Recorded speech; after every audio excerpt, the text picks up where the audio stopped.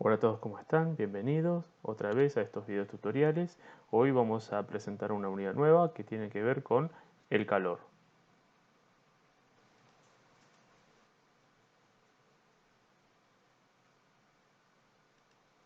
Para comenzar a hablar del calor necesitamos ver o analizar dos conceptos preliminares. El primero de ellos es la energía térmica. Cuando hablamos de energía térmica, hablamos de la energía calórica que emana de las distintas sustancias. Por ejemplo, cuando nos referimos a sustancias, nos referimos a sus estados. En el caso del estado sólido, recordemos un poco que las partículas están más juntas, están bien apretadas. Entonces, el movimiento que tienen las sustancias las partículas de las sustancias en estado sólido es menor. En el caso de las sustancias que estén en estado líquido, sus partículas tienen mayor libertad. Recuerden que en los líquidos tienden a adquirir la forma del recipiente que los contiene. En este caso, las partículas tienen más movimiento. Y en el caso del gas, las partículas tienen mayor libertad de movimiento, ya que ocupan, si lo tenemos el gas en un recipiente, ocupan todo el espacio de ese recipiente. Entonces, ese movimiento de las partículas lo hace bastante inestable. Si yo destapo ese recipiente donde contiene gas, seguramente el gas trata de escaparse o trata de asimilar o ocupar todo el espacio. Bien, ¿por qué analizamos las distintas sustancias? Nos estamos refiriendo a que la energía térmica es el movimiento de las partículas, esa es la energía cinética que contienen las partículas de cada uno de los materiales de las sustancias. Entonces, la energía térmica es la energía que emana el movimiento de las partículas. El siguiente concepto que vamos a analizar es el de la temperatura. Seguramente muchos de ustedes, cuando se sentían mal o estaban enfermos, deben haberle tomado la temperatura con un termómetro. Bien, ¿qué significa tomar la temperatura de una sustancia?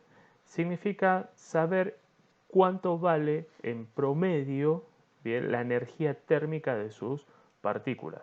Por ejemplo, en este gráfico tenemos una sustancia que está de color azul. En ella tiene una temperatura determinada. Vemos un poco de algunas partículas. Significa o representa que el movimiento de esas partículas es menor. En cambio, en el espectro rosa, esa temperatura es mayor, tenemos mayor cantidad de partículas, lo que está representando ahí es que hay mayor cantidad de movimiento. La temperatura mide el promedio de la energía cinética de una sustancia. ¿Qué significa el promedio?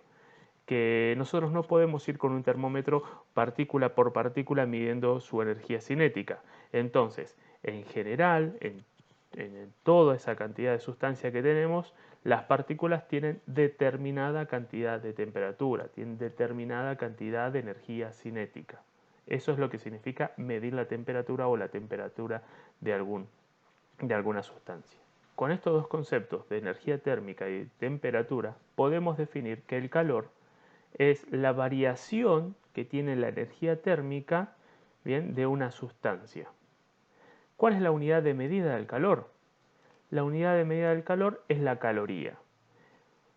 Un experimento que se realizó para poder calcular esta unidad de medida es poner una determinada cantidad de agua en un recipiente con un termómetro y a una temperatura ambiente entre 14 y 15 grados, y a ese líquido se empezó a calentar, ¿bien? Le empezaron a agregar calor.